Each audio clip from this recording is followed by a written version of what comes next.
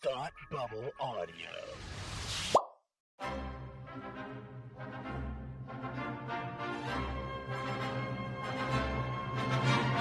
Look, up in the sky! You will never find the more wretched hive of scum and villainy. Welcome to Beer with Geeks with Tim and Frank. Who are you? I'm Batman. I am Iron Man. Your friendly neighborhood Spider-Man. Hi, Christopher. I'm Nero. My name is Inigo Montoya. You're a wizard, Harry. A couple of guys with a couple of beers and a whole lot of pop culture nostalgia. Make it so, number one. Ladies and gentlemen, the Beatles. Name the dog in the animal. Life finds a way. I am serious. And don't call me Shirley. Now sit back and crack open a cold one, because it's time for Beer with Geeks. It comes in paints? Shaken, not stirred. Great Scott! I was way off. I knew it started with an S, though. Hi, welcome to Beer with Geeks, where two geeks geek out with beer. I'm Tim, and with me, as always, I'm a man who keeps a can of Axe body spray for emergencies. Frank, how are you today? And luckily, today is not an emergency. Oh, thank goodness. Thank goodness. I do keep a can of beer around, which I will be opening today. How Excellent. are you, my friend? I'm doing just fine, Frank. I'm doing just fine. Tell me about that beer that you're ready to crack open. Yeah. Well, okay. I actually did crack it open already. I'm lying. But, Sacrilege. But Get a new open. beer. This is one. This is a new one for me. It's a Harpoon One Hazy Summer. New England It's Pale Ale. barely spring, Frank. What are you doing with a summer beer? Well, I was feeling it's summer movie season has begun, so here I am with the summer beer. Redeemed. Good for you. But it's the first one of the first beers I would actually when a beer is described as juicy, I'm usually like, I don't really get that. This I understand. This is a juicy and like mild sort of pale ale. So I actually recommend it. I like it a lot. It's very drinkable. As Harpoon does a good job with that stuff. But you hear pale ale, you think it's going to be a little bit on the heavier side. But no, it's good. It's very drinkable. It's very sessionable, I think. Even at what is it? 5.5. Well, 5.5%. That's pretty low. So I mean, it's not the high alcohol content of mine. What's yours? 6.5. Oh. Woo. What do you got? Because I'm drinking a Sam Adams Rebel IPA, Frank, because I'm feeling a little rebellious because we're recording Beer with Geeks before Supergirl TV Talk. So feeling we're breaking the mold. We're flipping the script. We're doing things out of order. We're traveling through time, Frank. Whoa. So but anyway, so yeah, my beer is delicious. It's an American IPA. I recently saw that Sam Adams changed their recipe. Oh, did they? I was just browsing the interwebs. Where did I see that? 2 years ago, amid declines, Boston Beer reforms Rebel IPA recipe. 2 years ago. There you go. I did just see this. Maybe this is what you saw, because I just saw that Summer Ale has a new recipe this year. Really? Oh no, I was looking at the Rebel particularly, but Summer has a new recipe. Sam Summer has a new recipe. Sam Adams described the alteration as a boosted citrus profile and scaled back earthy spice note for a lighter and brighter taste. Ooh, I'm actually on board for that. Me too. Because I like Sam Summer, but it's heavy for summer. And you know what? I did actually just drink a Sam Summer earlier tonight as I was cooking dinner, and it. Now that I think about it, I didn't feel as full from it as I normally would. So I guess that's true.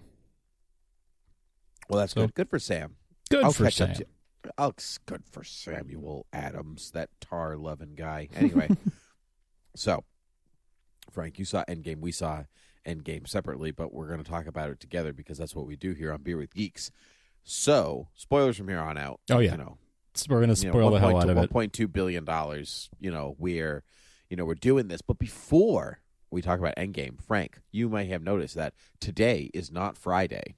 That is true. We're coming at you early. Beer with Geeks in honor of Avengers Endgame, we are changing our release schedule forever. And Beer with Geek forever. The timeline has been changed forever because the of this timeline movie. has been changed. They didn't put the time stone back, and we're going in different directions. So from now on, we are releasing Beer with Geeks on Wednesdays. New comic book day, new Beer with Geeks day. That's how we roll in the Shire. So, anyway. That was I don't know what a Shire is, but that was actually a reference to the Big Bang Theory. Weirdly enough, yeah. You saw what you saw. That's how we roll in the Shire. As he's dressed as a hobbit. It's great. Anyway, so we are here on Wednesdays. Let's talk about Avengers Endgame. Yes, sir. Frank, hot take right from the start. I've already texted you about this, but I'll put it on the air. Okay. I didn't like when Captain America said "Avengers Assemble." You are the only living person who didn't like that. I know. No. Okay, so I will, before people flip out and send please, tweets at Frank Ramblings. It's not my fault. Do that. I didn't do this. It's not my fault. It's not my fault. I trusted them. I trusted you. It's not my fault. No, I loved it. I loved it in the moment, in the theater. It was beautiful. It was this great swell. I got emotional. My eyes were full of tears. It was great. But I'm mad that I didn't think about it until afterwards, and I'm glad they went with the one they went with because they were all there on screen. It was great to see all the Avengers together, literally all of them, except for the Hulk, which was weird. We'll talk about that. They're all there, and then you see or you hear him say, "Avengers Assemble," and they all rush past him. It's beautiful, except that assemble means to come together. And when he says assemble, they literally all leave him and disperse. And it's a very odd, that's not what the word means. It's to come together. As Avengers Assemble mean come together. We have a mission. And so if he heard Sam pipe in and was like, "Avengers, hey, Steve, on your left. And then Steve was like, "Avengers Assemble," and then they all show up, I would have been if he said it satisfied. If he said it the moment when they all came through the portals, like right before they come through the portal, so almost like they're being summoned by Captain America's Avengers Assemble.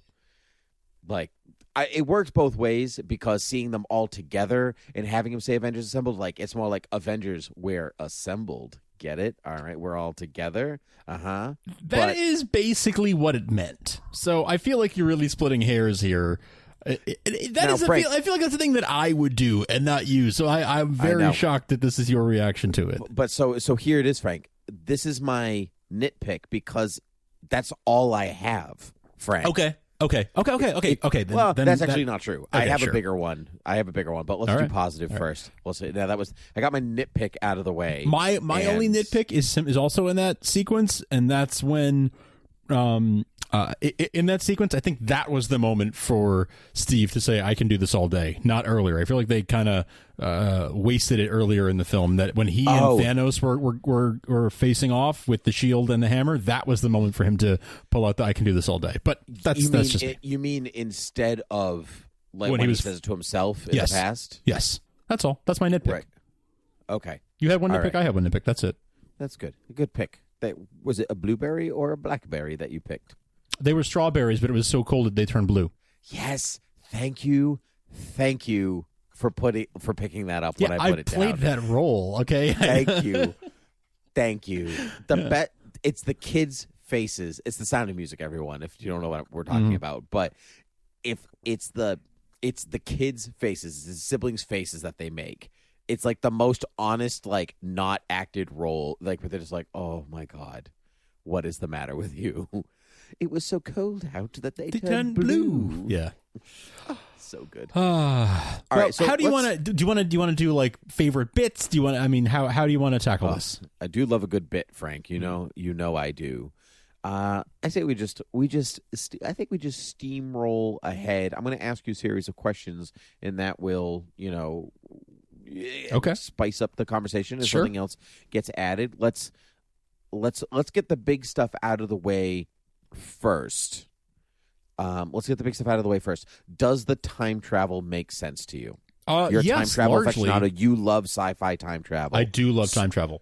I love me some Back to the Future. I love me some I love all kinds of time travel. Terminator. I love Terminator. I love Primer. Like I love all these time travel franchises. So does the time travel make sense to you? You good with it? It makes enough sense. Yes. So that's a great answer from a time travel fan. It makes enough sense. Mm-hmm. It's a time travel. You could pull apart any time travel story. If you no think, time travel really makes sense, but this makes enough sense.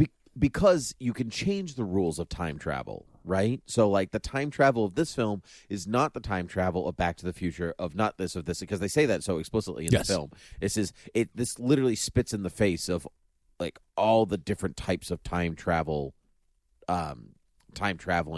films. If you go into the past, that's just where you are. It's like visiting a different state. You're just in that state now. Yeah, and the Ancient One had a similar moment to like Doc Brown in Back to the Future Part 2. With instead of a chalkboard, she did it with glowy bits in the air. But she showed that the timeline skews off, creating a 1985 and she rather nicely explains that when you time travel, that timeline still exists. You're just not in it anymore. You're creating parallel universes. Right. So you're not saving, like, great, take the Eye of Agamotto, fine, but you're not saving me at all. Like, now I'm screwed without the eye. Like, I'm totally our timeline. I'm dooming all these billions of people in my timeline. Right. So when Cap goes back, like, basically to give her that eye at that exact moment, she then, like, she's like, okay then. Yeah. Like that version of her. But there's also a version of her that has to deal with the fact that, like, it's not back. Right? No. Because he reappears so quickly that never has to happen. Gotcha. Okay. That never has to happen. If he had never come back, or if he waited a year to come back or whatever, then that would have happened. But he came back the same instant, so it didn't. The second that we saw Bruce leave her, Cap came back the very next instant. Okay. It's not quite, but it's almost the time travel in Harry Potter, where Harry's like, oh, I saved you with the Patronus because it's me. I already did it. Like, it's like in the cycle. It's not exactly Not that, exactly, but there's some similarities, yes. Yeah. What people have been, like, freaking out about almost, where they're like, but did, like, so, like, Loki disappears with the Tesseract, and so they go back even further to get the Tesseract back at a different time, which means that's a divergent timeline now. Yes. So he's gone. He's off on his own thing. And I think people are, like, trying to think, like, well, Cap went back and fixed everything. No. And I'm like, oh, no, they screwed up. No, they screwed up, and they created an alternate timeline there. And so what they had to do was, all right, we're going to have to go back even further and create yet another alternate timeline to fix this mess. That's right. I will remind you there is a Loki television series in development. Exactly. I would not be surprised if we explore that timeline. This is exactly what's going to happen. And now he's got the ether is the reality. Yes. What's the Space Stone? Yeah, Space Stone. If he has the Tesseract, he has the Space Stone. Is the Space Stone, yes. So, that's a whole wide range of opportunity there. A lot of power there. This movie is really the first of its kind in a Marvel film that it doesn't set up what comes next, like overtly doesn't set up what comes next. It feels like a series finale, like, yep, all our bows are tightly bound, like, that's it, we're done, we did it. They dotted their I's, they crossed their T's. Except for the divergent timeline. That's the one thing. So I don't know if this is coming. If this is what I'm putting down here, I'm feeling Kang the Conqueror is coming. Oh, okay. See, I hadn't thought about that, so I have no reason to think you're wrong. Kang, for those who don't know, Kang the Conqueror is a time conqueror. Yeah, for lack of a better term. He's like the Genghis Khan of time, I guess, or something like that. And so sometimes he's good, sometimes he's bad. It's like we got to fix time to... he's mostly bad, but like, we got to fix time to make sure time isn't broken, or I'm going to do this and change this thing over here. So with all these divergent timelines that do exist now, Cap going back and spending his life, simultaneously in the ice, but also in the, 40s, 50s, 60s, 70s, 80s, 90s, zeros, 10s, now all the way to 2023. Man, he looks good when you really think about it. 110 years old or something. Yeah, he looks like Clint. He looks like Clint Eastwood, but better. Like, really. So, like, we could be seeing something with Kang down the line. That feels like that's, to me, like, what, if they're going to set anything up, that could be your next, like, movie arcing big bad. Something that crossed my mind, and actually my theory and your theory could both coexist. So go with me for a second here. Okay. You know how there's that thought that I think it was a Max Landis idea of like what if all of the former Bond actors came together and there was like a heist film where like they all had to, team up or whatever. What if 10 years from now, MCU reboots in some form or fashion, there's a new cast that are playing Tony Stark and Steve Rogers and all of them. And then what if that universe runs its course and someone they decide to dust off the idea that, well, there are several different timelines here.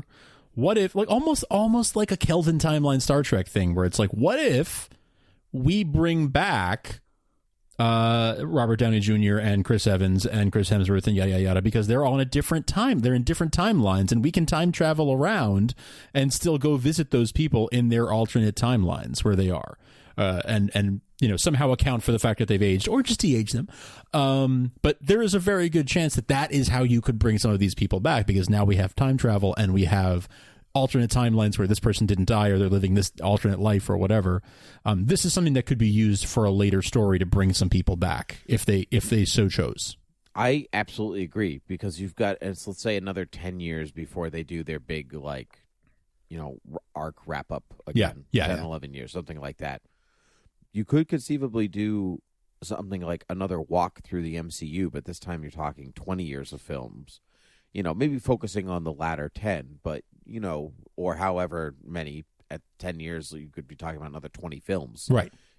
But, because not just a film a year, but that's very possible, Frank. That's very possible. I mean, it's not insane to de-age them. Obviously, we watched de-aging happen across this whole film. Right. Like they went back and you had a de-aged Michael Douglas again as young again, an even younger version of himself with a bad wig, but it doesn't matter. It was cool to see him. Man, it was cool. And then Howard Stark. There was a de-aged Howard Stark. So I don't even know if that man needs de-aging. He just dies there. I don't know if John Slattery was de-aged. Do we know that he was? Because he looks good. I think it might have just been a wig or a hair dye or something like that. Yeah. Because the rest of them looked great. Definitely hair dye because he has white hair. Right. Speaking of all these characters, who was your favorite cameo? Because there were tons and tons of people in this film from previous Marvel films. I definitely wasn't expecting the Ancient One or Jane Foster. Those were total surprises to me. I hadn't seen that Natalie Portman was at the premiere, so those were total shocks to me. Wasn't expecting those at all. Palmer, our sometimes guest host, co-host of Academy Rewind, Palmer spoiled that she was at the premiere for me, Natalie Portman. So I was like, she's probably in the movie. And she had one of the smallest bits out of any of them. Yeah, she was I got the impression it could have been that B-roll footage for all I know. I think that was like unused footage from, or just altered footage from Thor: The Dark World. Because I didn't get, it didn't feel like fresh footage. Whereas other stuff, the different angles of the Battle of New York and stuff like that definitely felt like new footage that had been reshot from different angles. Mm-hmm. Yep. I kind of felt like that it's inserted Rocket into that scene with Jane and called it good. Yeah, that was my impression of the scene as well, but who's to say? Like, really? Mostly I get that impression because she doesn't say anything. Exactly. Like, that's exactly no interaction. He sneaks up, and then it's like that's it. There's nothing. I had not seen Thor: The Dark World since you and I saw it together in theaters. So wow. I wouldn't remember 2014, 13, 14, yeah. So something I wouldn't remember what, whether that was a reused scene or if it was stuff from the cutting room floor or whatever. But yeah, it seemed vaguely familiar to me, but I couldn't. Anyway, either way, it was fun to see her back. Unexpected for me, for sure. Yeah, many of them were unexpected. Like that one, like seeing a young Hank Pym almost wasn't as or even a Howard Stark. Like I almost come to expect a Howard Stark in an Iron Man film now. Like he's in I think he's in every one except the first one. Most of them, yeah. Really. I will say the one that I think I was most delighted by. I was surprised that Peggy Carter was there, and really glad there was like new footage of Peggy Carter. But Jarvis, me too. That one was probably if you're asking me my favorite. Here, ready? Frank has a favorite. It was Jarvis. Wow, that's pretty cool. Yeah, because it was James Darcy who played him in the Agent Carter TV show. Yep, that was just a huge tip of the hat. It was a huge tip of the hat to Marvel TV that normally doesn't happen. Mm-hmm. And I very much appreciated Jarvis being there. Like really, really James Darcy. Like I loved that so much. Peggy Carter, again, I almost expect she showed up before. I mean, she originated in the film, so yeah. Well, yeah, but I mean, like she showed up in Ultron in their like weird dream sequencey things. Okay, dream sequence. And so I almost expected her. I did not expect the Ancient One, which was great because she said a lot. She was pretty pivotal. She explained how the time travel worked, and yeah. I very much enjoyed the Ancient One. I loved Robert Redford. Yeah, that was another unexpected one for me. All those guys from that Winter Soldier elevator scene, like all that.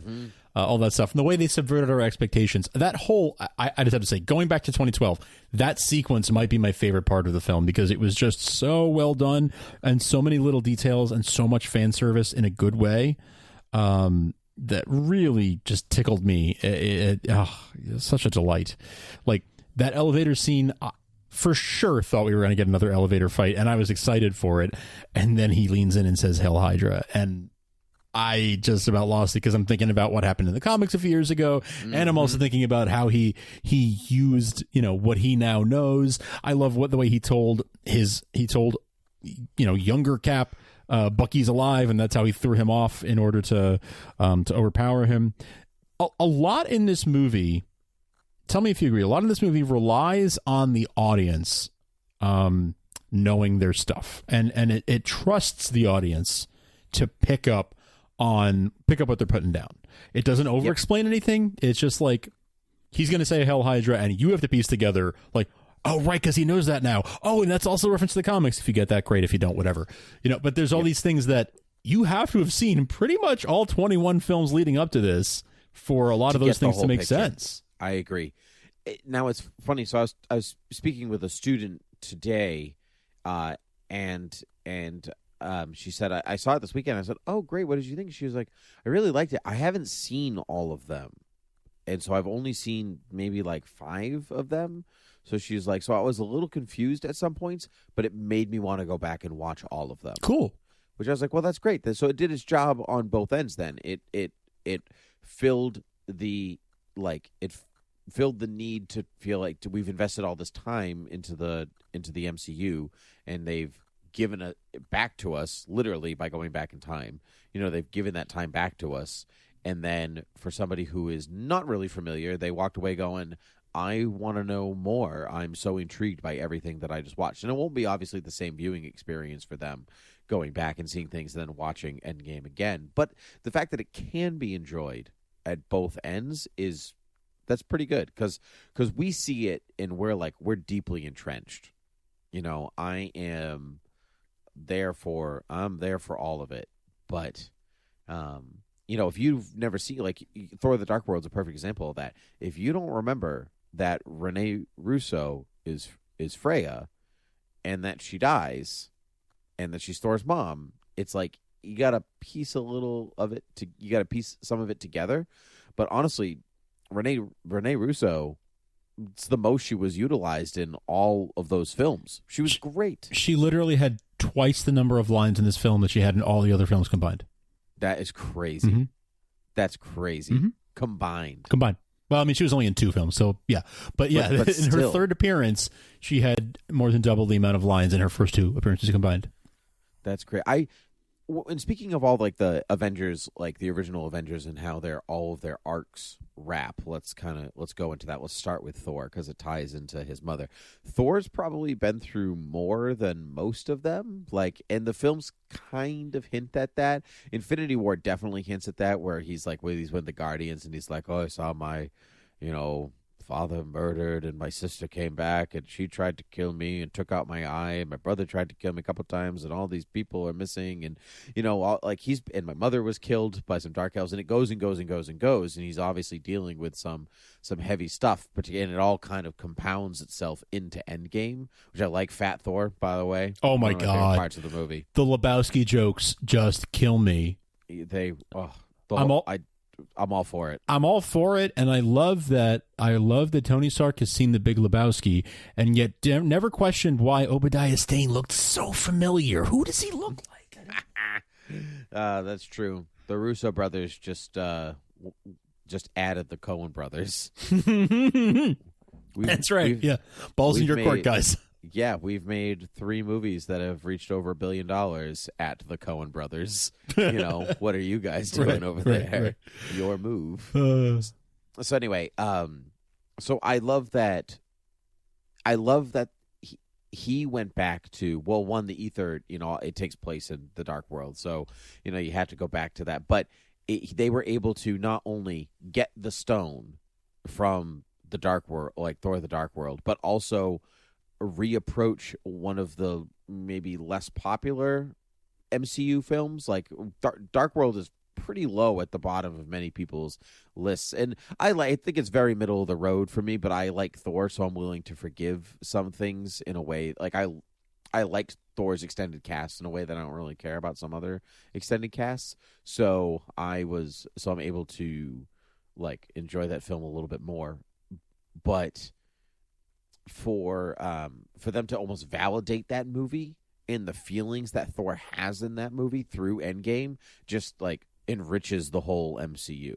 Yeah, it's pretty masterfully done. I have to give them that. They did a pretty great job with that. They made that film necessary. I would have fully told people, skip that one. Don't bother. It's not great. It's not important. Just skip it. Now it's a must-see. So it's good work, guys. Yeah. And I would argue that it's, if you think of it like the death of his mother is obviously that's the must-see moment, probably. Even so. Some of, the rest of it is just okay. It was skippable, though. You could have just told somebody, his mom dies. Okay, cool. Moving on. That's so true. You could, you guess you could do that for almost, he's kidnapped and then he makes himself an iron suit. Got it. Okay, cool. You could do it with almost any of them. But I would tend to agree. So, but I liked that Thor has been trying to be everybody's everything except for being himself, for being Thor. And so I really enjoy, because the whole point of him coming to Earth in the first place is so he learns how to be king, right? His whole arc from the very first movie to this one is oh, hey, you have to become king because that's because your dad was king, your dad is Odin. But he realized, I'm not king material. I'm just not. He's not the king. And some people don't like jokey Thor. I love jokey Thor, dumb jokey Thor, because that's real Norse mythological Thor.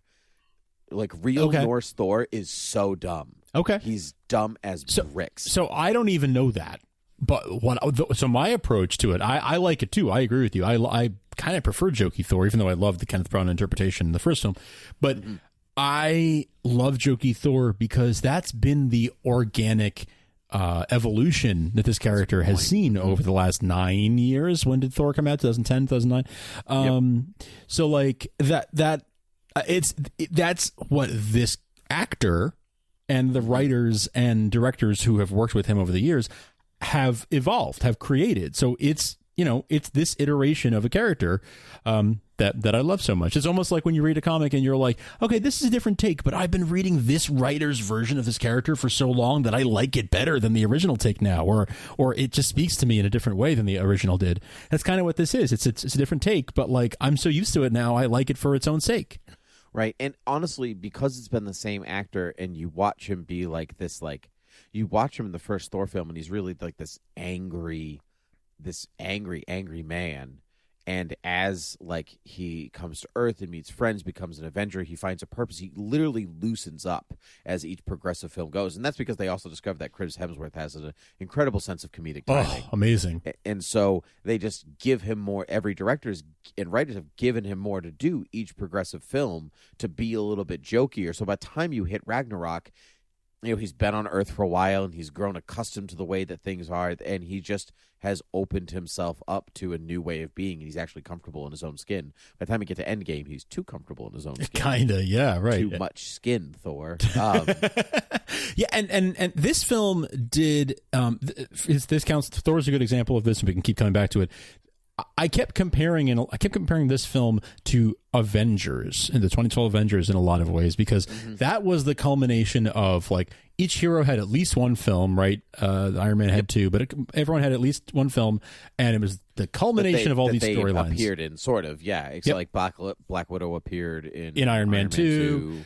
Hawkeye appeared very briefly in Thor. Right. So you had everyone had been seen somewhere before, and most of them had their own film. And then you have this culmination of all these storylines coming together, and it felt like such a great tying together of these, disparate threads. And this film was almost like, all right, all those disparate threads were made like a rope, and now all the ropes are going to come together and create, an even bigger like cord. It's what you thought you saw the pieces coming together already, and that was it. But like now, what those pieces created are going to come together and make something even bigger. And so, like with Thor, I thought when he said, he is adopted in 2012, I was like, that's as funny as Thor's ever going to get. Like, wow, I can't believe Thor just told a joke. He just said something sarcastic, crazy. And then we got Ragnarok, and then we got this, and it's like, this is a whole different level of Thor that I don't even know what to do with. Like, this is jokey Thor in a whole different way. And that's just been like, that's symbolic of what they've done with all the plot lines and all the characters, where you thought they reached their culmination 7 years ago, and now they've reached a whole other level that you didn't think was possible. Yeah, that's a really good point. I really like the idea of like strings to rope to cord. That's what it felt like to me. Yeah. Yeah, I completely agree. Let's move on from Thor. And so, his arc is, because the whole point is like the movie was about these 6 Avengers. Yep. And it was the completion or near completion of all of their stories. And so Hawkeye is really the only one that his story isn't exactly complete yet, and that's only because he has a television show coming. Right. Really. But his story is basically complete. So Thor, from his film all the way to this one, he learns to become king, and it's all about his discovery of, this is who I am, this is what I want, and I'm going to go do more of that. I'm going to go explore just a little bit more. I'm going to go be part of the Guardians. Asgardians of the Galaxy. Asgardians of the Galaxy. We had an episode of Beer with Geeks entitled Guardians and Asgardians, and I just want to point that out. Really? Yep. I don't remember that at all. That might have been our Guardians of the Galaxy Volume 2 episode. I'll dig it up and put it in the show notes, but just to prove it exists. But we titled an episode that, and when he said that, I was like, I thought of that once. What's crazy? I don't remember that. I don't remember that at all. Anyway, that's not important. So let's go to the Hulk, since Thor and the Hulk are kind of tied together. So off screen, Bruce figures out a way to finally merge him and the Hulk and become one person, and again becoming comfortable in his own skin, right? That's what he does. It's uncomfortable for us to look at because the Uncanny Valley, I found it very troubling. I did too. Yeah. There's something about it I just couldn't. It wasn't bad. It was just Uncanny Valley. It was that you're exactly right. It's that sort of like, oh, there's something just different, something just off there. Yep. Yeah. It was untroubling, and I know what you're thinking. I'm wearing a cardigan, but that's that was it was a little. I can't put my finger on it, but I like the resolution of his story in that, like, he finally, like, he literally stops running from who he is now and embraces the Hulk, and the Hulk embraces him, and they are together. I loved when they were in the past and they were like, okay, Hulk, or like, Bruce, go like over there, but smash stuff along the way, make it look good. He's like, all right, but I find it very gratuitous. he's like take his shirt off, his smash. He's so unsatisfied. Like, this isn't fun anymore. It's so great. I loved that. Very odd that, like, smart that he's the one that snaps, right? Because Hulk's strongest there is. Take that, people who think Thor is stronger. Something, I don't know. But he doesn't fight in the last battle, which I didn't notice. Somebody pointed out to me that he's not in on that last fight sequence. So where was he then? Well, he was damaged. Right. Oh, right. He was still hurt from the snap. He was still hurt from the snap, so he's not really there. Okay. Or maybe he is, but not forefront. I could have sworn he was there. But anyway, it doesn't. That's his wrap up. And then, because he only has one movie, really. He has Incredible Hulk, and then he has whatever other movies he's in, the Avengers and then Ragnarok. There's a fun theory out there. If you piece together his pieces from the other films, you get a full second Hulk movie. Yeah, you really do, though, because he does have a whole arc in a way that, say, Hawkeye doesn't really have one. He doesn't really have one in Avengers apart from, hey, I'm a spy. That's his Avengers arc. And then Joss Whedon gives him this family, right? I was a not-so-great person, but having a family roots me down. It's good for me. Helps me deal with this crazy drama of life I have. And then he because in Civil War, he's like, what are you doing? I'm disappointing my kids, we were supposed to go fishing or something like that. And so he's continually torn between these two bits of his life. He's teaching Kate Bishop, I think it's supposed to be Kate Bishop, the next Hawkeye, how to shoot arrows at the beginning of this, movie, at the beginning of Endgame. He calls her Hawkeye, and then the family disappears. Very tragic, very sad. And you don't even see them get dusted. You don't even see it. There's a little bit of dust from Kate Bishop. That's true. There's a little bit, yeah. But he's not looking at it. Right. He's on a farm. There's dust blowing everywhere. Exactly. It's the dust well bowl. done. Do you think they called this the Dust Bowl? Is that what the Avengers Dust Bowl? No, the people on Earth, they were like, everyone's gone. It's the Dust Bowl. It's the Dust Bowl. Yeah. Anyway, how are the bunnies? Are the bunnies okay? No, they got dusted too. They're dust bunnies. Anyway, so and so his resolution is with his at the end of the film is getting his family back, basically, because he had already kind of retired and moved on. So, but his battle with Natasha, with the Black Widow, over who's going to sacrifice themselves, because they're both trying to get Red out of their ledger. That's her arc, right? I'm trying to remove the sins of my past. Yeah. And what better way to do that than to become a sacrificial lamb for others, but to also ensure that my family is safe, aka the Avengers, my adopted family, and then also you can get your family back, your actual family. So I get why she's the one that threw herself off, why she wins, because if Hawkeye wins, then his family comes back and he's not there. Yeah. So that's a terrible resolution to his story. It was the most fitting for her. She started out as a villain. He rescued her, made her a hero, and now she's paying it off by doing the most heroic thing she can do by laying down her life for her friends. Yeah. I have to watch that moment again, because I wasn't totally comfortable with that's how her story ended. Really? Yeah. It felt a little, maybe I'm pushing on but I felt uncomfortable knowing that the Russos have thrown 2 women off of that mountain. Oh. In back-to-back films, and I was like, that feels gross. Time travel is real, though. Time travel is real. The same way Gamora came back, so can So Gamora's a past version of herself, and I guess you could grab a past version of the That's Black what Widow. I'm saying. You could grab 2012 Natasha or something, right after the Battle of New York or whatever. Sure. Yeah. If you needed her. You could grab a version right before she goes to get the Soul Stone, really. I mean, if you really... Fine. Sure. Yeah. If you really needed her with those memories and whatever else. But at the same time, like... I don't know. There's something about it that just doesn't settle exactly right with me. I saw the writers do a... Marcus and McFeely, they did an interview about her self-sacrifice, and some other people like myself have been like, Tony gets this funeral, and they're like, oh, also remember Natasha died.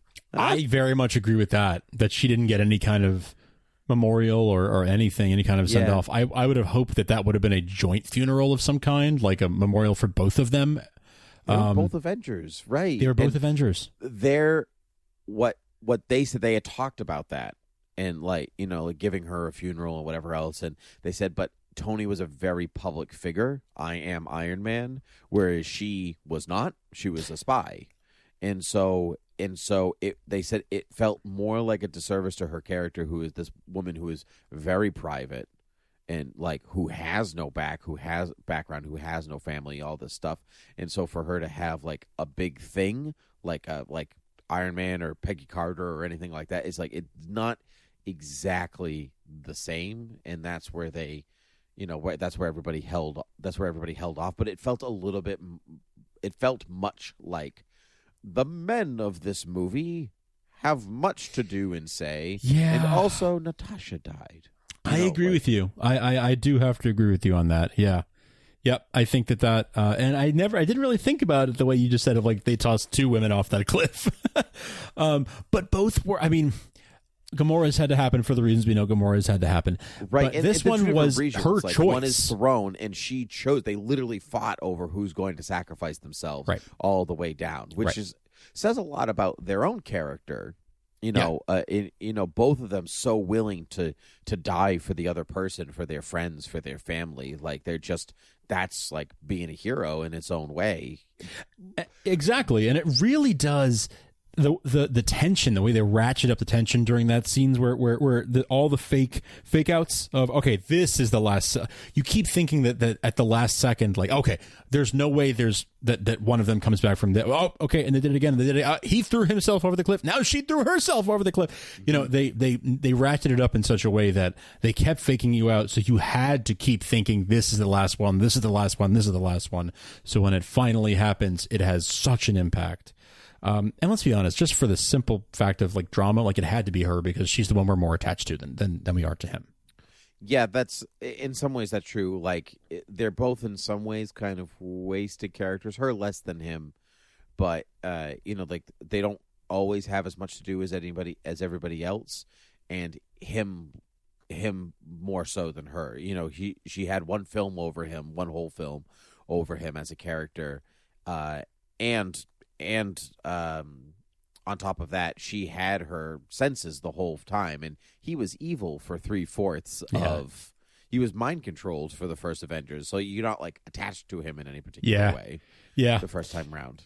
So we know that there's going to be a Black Widow movie coming out, and it seems like means definitely a prequel film. It must be a prequel film.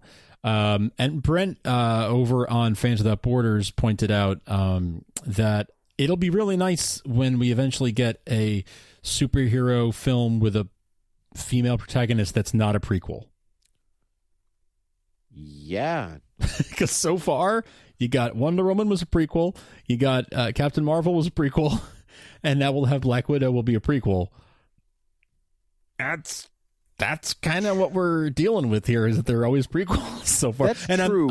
I'm sure that's not intentional, but it'll be a really good day when it's like just like any other superhero movie. That's true. I mean, I don't categorize prequels differently than other films. You know what I mean? Like, that just means that they're being told in the past than in the future, but that doesn't invalidate the film at all. Like, Captain America's first film was a prequel, technically. I think just the idea of like, well, we have to do this different because this is like the girl movie. Sure.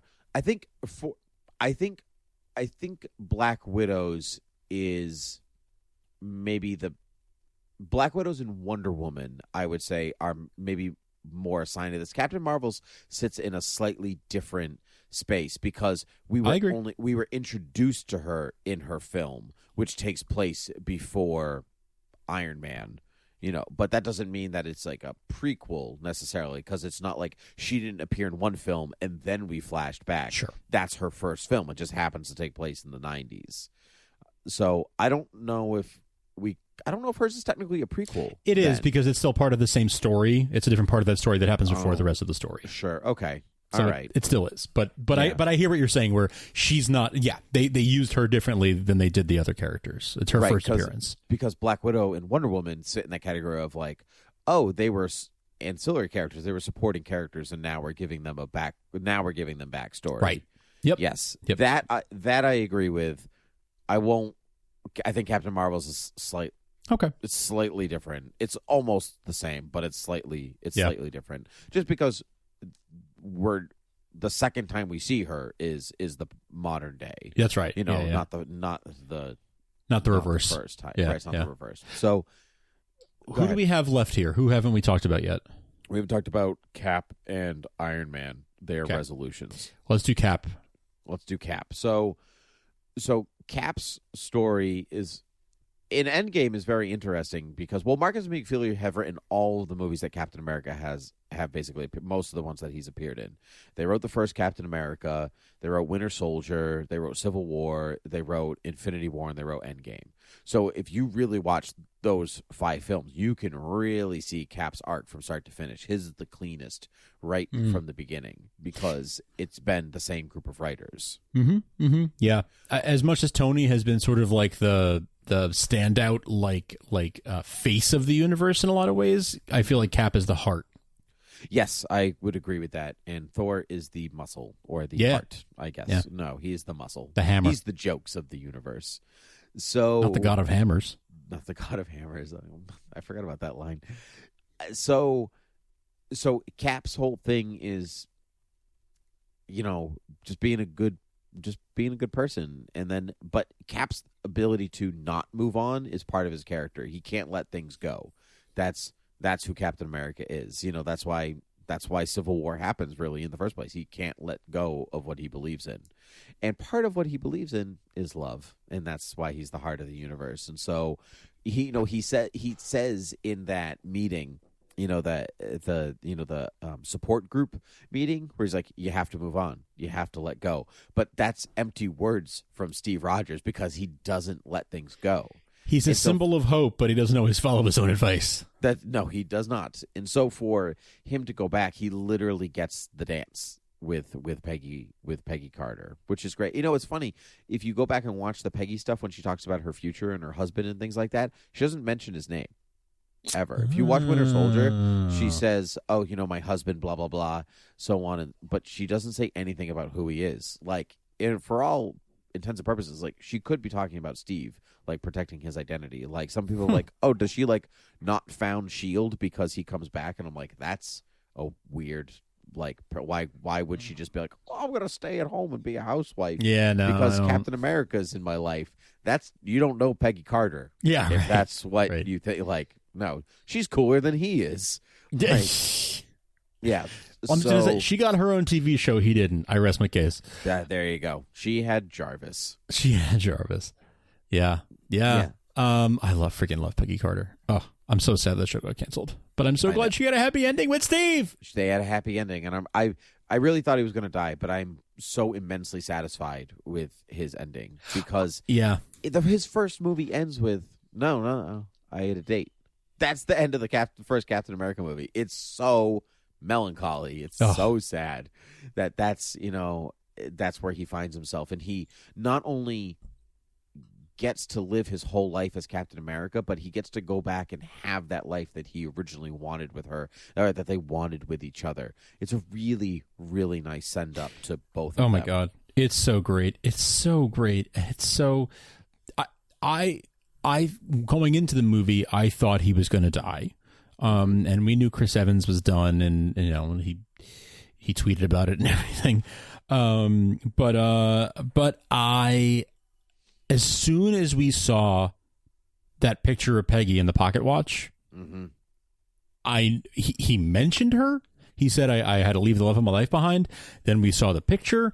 Then he actually saw her face to face through the window in 1970. And his picture was on her desk. Was on her desk. But by the second one, right? But when he said it, and then we saw the picture, or whichever. Maybe I'm flip flopping the order of those two. But those two things alone, I was like, he's going to travel back in time and be with her. He's not going to die. He's going to get to live. He's going to get to relive his life with the love of his life. Wow, you called it. Good for you. I was not paying attention to the film that way. We had seen nothing of Peggy for years. For them to mention her twice within like a half hour or whatever it was, I knew that had to mean something. Yeah, because he mentions her. He sees the picture because the other Captain America is like, is like, where'd you get that? And his past self, and then he sees her in the 70s. Right. Yeah, really good. And then of course you have Tony, who his whole arc is, he started as this. Self-serving, self-everything, self-protecting, selfish arms dealer. And even when he becomes Iron Man for the first time, it is technically for not selfish reasons, but it's like he's coping. It's just like, it's almost like his way of dealing with things he doesn't want to deal with is becoming PTSD. Iron Man. His PTSD, and then there's nothing but the next mission is what he says to Pepper in the first movie. And nothing but the mission. But what is your mission, Tony? What are you actually trying to accomplish here? And then it goes and goes and goes and goes and goes, and then finally we get to Endgame, and he has that self-fulfilling prophecy of he had that dream about the baby in Infinity War, and he's like, that was real. And then we see him in Infinity War 5 years later. I mean, in Endgame 5 years later, he's got himself a kid, and he has everything that he feels that he wanted, and then he so nonchalantly solves time travel, which I loved. Just like, no big deal, I solved time travel. Mobius strip, so great, just like backhand. But what I really like about this, is that he has his real daughter, right? And and he says, no, I have what I need, and I'm sorry that other people don't, but I can't fix everything. Literally, yes, you can. Literally, he does fix everything. He does, yeah. He can't fix everything, but what makes him actually act is seeing a picture of Peter, who is basically his surrogate son, right? So, he may have lost, he may have gained a daughter, but for him, he's dealing with the loss of somebody he views as his son. Yeah. And he's doing he has to do this to still gain his family back. It works really well. It really, really well. For not having a lot of screen time together, really a lot of films together, the relationship between Tony and Peter is very well structured. Really well done. Yeah, and really well done. And it's what causes him to act more than anything else. And so for him to have his I am Iron Man moment all over again is pretty great. It was pretty great. One of the best on-screen deaths I've seen in a long time. He really nailed it. Really. He didn't say a word. He did not have to say a word. Nope. He was catatonic after what he did, and that's it. He was just gone. He snapped, and I don't think he said another word after the snap. Nope. And the three people, in his life, the really, really big ones, Peter, Rhodey, and Pepper, were all there. All there. And that was really great. You could argue that Steve could have also been there, but Steve and Tony have been so adversarial, through the course of all of these Avenger films. They had their reconciliation moment already. They didn't need a second one. Right. Here. Right. So it's really for his best friend, his wife, and his son. It was much more important for Pepper to be there. I was frankly surprised that Pepper wasn't pushing people aside. This is my freaking husband, get out of the way. Pepper is that good of a person. I know. And she was like, make sure Peter's okay. And now I'm going to make sure I get to talk to my dying husband. Yeah. But he, because of the 5-year jump, they've been on this journey for 15 years. That's right. You know, it was 10 years up to Infinity War and then 5 years past it. So this has been a 15-year journey for Tony and Pepper in particular. And they've been through a hell of a lot together, and it all wrapped up there. And it was a tearjerker. It was a tearjerking moment for sure. And then the memorial on top of it with the first arc reactor with the that she had inscribed for him back in the first film. Yep. Sending Proof that off. Tony Stark, yeah. Yep. Yeah. I mean, it's a feat of scheduling to have all those people there standing at the Oh water. my God, right? Like, that's what I was like, it's kind of taking me out of the moment that I'm thinking about how it, like, whoever scheduled all of this and like was able to make it work, that they all were there. Like, that's a lot of people. Yeah. It's like, oh, by the way, we're going right to the Oscars from here. Like, that's why we're all dressed up. Right. Very impressive. Very, very impressive. And yeah, I love that. We could talk about, there's tons more to talk about. We haven't talked about Thanos or the Guardians, or so maybe when it comes back out on, when it gets released again, we can come back and revisit it after we watched it again. But let's 3-hour commentary. 3-hour tour. A 3-hour tour of Avengers Endgame. Do. Yeah, so I'm immensely satisfied. I sat with it for a long time, and I saw it Thursday night. So, it gets better in my brain as opposed to getting worse, which is always a good sign for a film. The more you think about it, the more like, no, it just works. It does just work. Really I'm going to see it. I'm going to see it at least one more time. Are you? Yes, I'm seeing it Saturday. Actually, Nice. I have tickets to see it Saturday again. So I now that the expectation viewing is out of the way, I can like sit and enjoy the film for what it is. Yeah, that's what I'm thinking too. Yeah, I don't know. I can't. What Sam as Captain America passing the shield, not Bucky. What do you think? My first thought was I was surprised because I knew that Bucky took over for Cap at a certain point, but then you reminded me or informed me really that Sam had done the same. So Yeah. that I'm fine with it. Yeah, I love it. I mean, Yeah. they have kind of there's more of a connection there now. He and Bucky were friends before, but Sam is sort of his protege, so it makes sense. It makes all the sense to me. Yeah, but Bucky's his partner. Sam is his protege-ish partner. But Bucky is about becoming his own person, distancing himself in a lot of ways.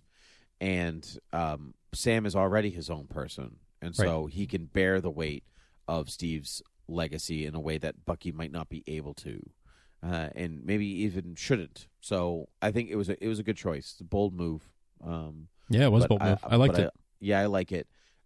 Weird that nobody's talking about the Vision still being dead, right? Yeah, I had that thought too, but I guess if the stone had to be put back, then how could you bring back Vision? Yeah. Well, I mean, there's a show coming, so it's somehow true. I guess that is true. Yeah, I forgot there was a show coming. So there's going to be some resolution of that. Mm-hmm.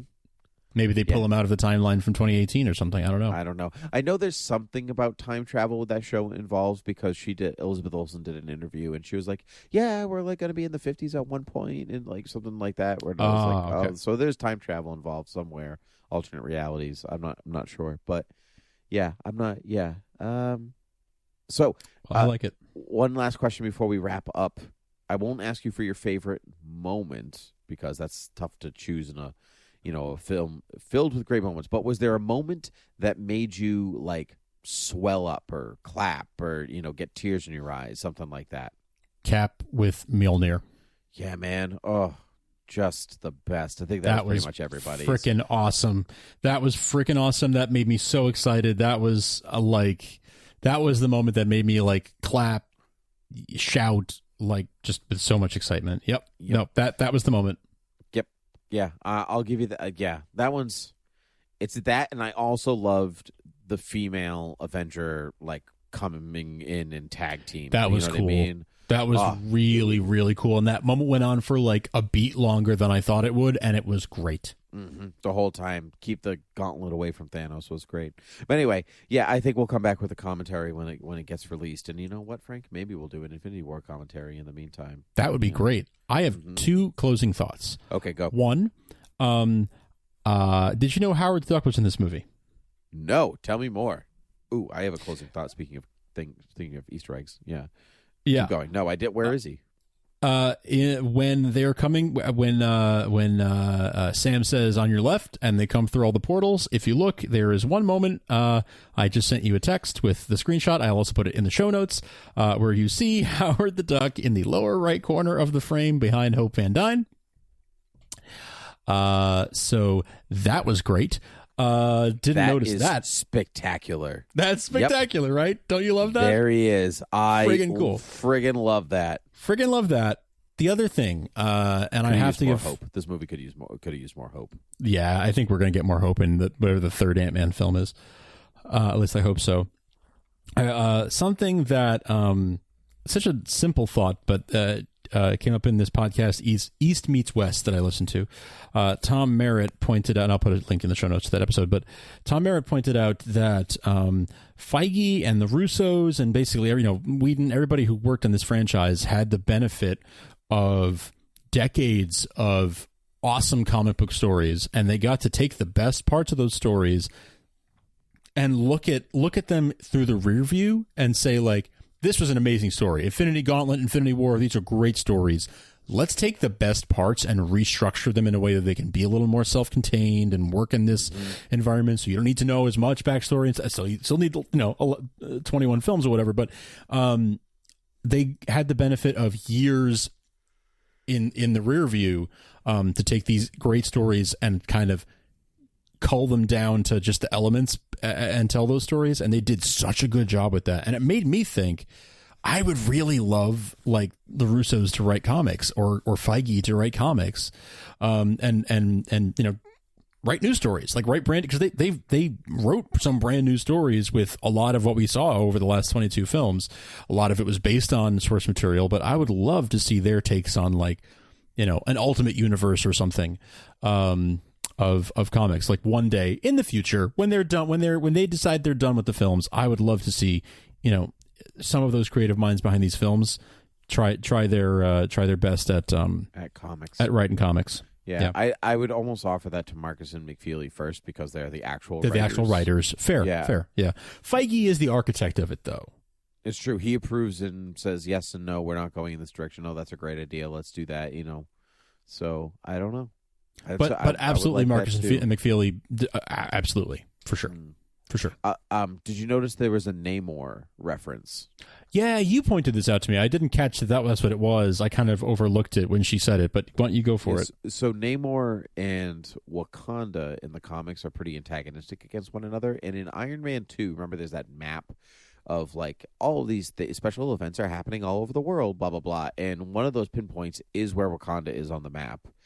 In Africa, and then right next to it, it's a little bit off the coast. And in Endgame, Okoye was like, "Oh, there's this earthquake happening," and Widow was like, "Oh, what are we doing about it?" And she was very like, "Nothing. We're doing nothing about it. We're going to ignore it." It was very direct, like, "Oh, okay. Like, why are you just avoiding this? We're doing nothing about it. Why are you being so firm about it?" Because it's probably Namor and Wakanda and their Marvel version of Atlantis is like, they kind of ignore each other. Otherwise, there might be war. So they just kind of let each other be. So I friggin' would love if Namor was in the next Black Panther movie.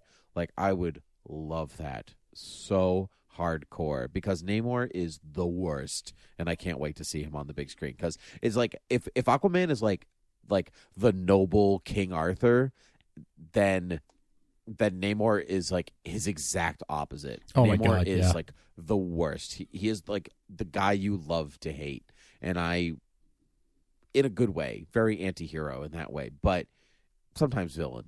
So I would like to see that, like at like Wakandan Aquatech, like, oh my God, that'd be so cool, right? Yes, please. Oh, do that. So anyway, that's pretty cool. Would love to see that. I look forward to, Far From Home. Spider-Man Far From Home wraps up this phase of the MCU. It's sort of the button on the end of it, is what they've been saying. The same way that Ant-Man was the button on the last phase. Mm-hmm. Yep. So I would love to see this. I'm looking forward to Spider-Man Far From Home in really just a few weeks here. and then whatever the next phase holds. I love that there was no post credits sequence. Just the Iron Man sound, which I didn't stay. Iron. Yeah. Once I found out that there was no post credits, I didn't stay for that. So I saw all the signatures on the screen, like Star Trek 6 and all that stuff, but I didn't. I didn't see the. I didn't hear the iron clanging. So my next viewing, I'll definitely stay for that. But at least it didn't take me. When Phantom Menace came out, it was a good 10 years before someone told me, if you stay to the end, you hear Darth Vader breathing. And I was like, oh. I never stuck around to the end of the credits, but that's cool. Yeah. So this time it didn't take me 10 years, so that's good. That's a win. That's trending in the right direction. It just felt weird not to sit through a Marvel film, so we stayed. Okay, but, fair. The clanging is, is somebody else building a suit, or is it just a nice callback to the first Iron Man? Like, based on the tone, I would say it's a callback. But I did hear someone say, like, what if it's Morgan building her suit? I mean, it could be Morgan. It could be Riri. It could be Ironheart. Yeah. So who knows? I'm looking forward to whatever they have coming next. But I kind of love that they haven't told us what's coming next either. Like, we know there's a Doctor Strange sequel and a Black Panther, and like these Marvel Plus shows and Captain Marvel. But like, the direction of those films is completely unknown, and that's exciting for Marvel because you always kind of know a little bit of what's coming. Because they tell you. They told us 5-6 years ago this was coming. Right. And it just, to tell us that and then to meet or exceed those expectations is pretty spectacular. I know, right? It'd be cool if they did a few years of a couple years of like one-off films would actually be kind of a good palate cleanser. I'm not saying I must have that, but it wouldn't be a bad idea. It's almost like give us a nice little bit of a break. And I think that's what you're going to get for a little while, because you figure like it's a brand new Avengers team now, so they're going to have to rebuild in their own way. Right. Carol was hanging out with the Avengers for 5 years that we didn't see, right? But those Avengers are pretty much not Avengers anymore. So her relationship with the people who will be Avengers now were the people who were snapped. So, Doctor Strange and Spider-Man and Black Panther, they weren't around. Right. Interesting. It'll be an interesting lineup next time around. But anyway, Frank, we could talk about this all day. So tell us where the people can find us and stuff. I could do this all day. You can find us at beerwithgeeks.com. You can find us on iTunes, Overcast, Stitcher, Spotify, anywhere good podcasts are found. Please rate and review us. That means a whole lot. It does a lot to help the show get seen and heard. So if you enjoyed this review, if you found us because you were searching for Endgame and you enjoyed what you heard, please leave us a rating or review. Tell your friends. At Beer with Geeks on Twitter. Thought Bubble Audio. We have a whole bunch of other podcasts. We talk about Supergirl every week on Supergirl TV Talk. Hate Watch with us is a delightful show. They do Game of Thrones recaps that are hilarious. It's so much fun. They do a whole bunch they recap everything and anything. Those ladies are wonderful. Shrill, Loud Women is the podcast for Shrill on Hulu. If you like that show, check out Loud Women. We have all these shows at thoughtbubbleaudio.com and more. There are more shows as well. You can also back us on Patreon if you feel like this was worth throwing $1 a month our way to get early episodes of the show, to get special content like our Supergirl listeners get a first reactions podcast, like 15 minutes after every new episode of Supergirl. We have cut for time segments. This episode, if you're listening on Patreon, you're probably right now listening to the unedited version, which is going to go out right after we finish recording, just to get it to you guys super early. So we do all kinds of fun stuff like that over at patreon.com/thoughtbubbleaudio. But those are all the places you can find us in a snap. Oh man, I see what you did there. Oh, I don't feel so good. What if we just ended it there with me just like staring off at my garden? Well then I would have to come and behead you. That's true. Twice. Should have gone for the head. Twice. Oh man, I went for the head. Great sequence. We didn't even talk about that. Another time. All right. Well, until next time. Cheers.